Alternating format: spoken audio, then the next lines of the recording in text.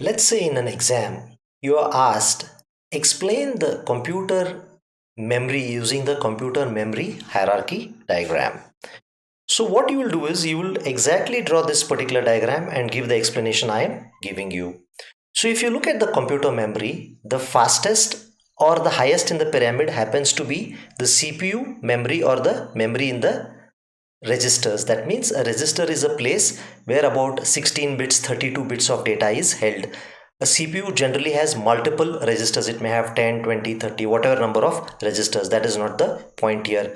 Some of the microcontrollers, like for example used in smartphones and all, the CPU has itself an internal memory. This is high speed, highly expensive, and is considered to be part of the CPU. So this memory is the fastest.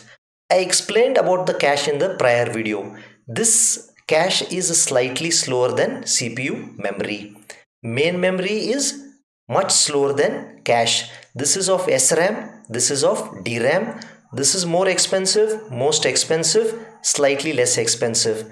This secondary storage is your hard disk pen drive. It is the slowest among all of this. Slower than this, much slower than this, very slow compared to this fellow here. So as you go up, the storage capacity is lesser. This is little more, this is little more again, and this is the highest. This is expensive, this is the cheapest.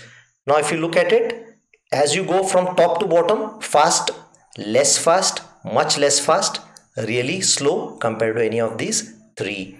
Again, if you look at capacity, very little capacity, a little more capacity than this. This has reasonably good capacity. This has extremely large capacity.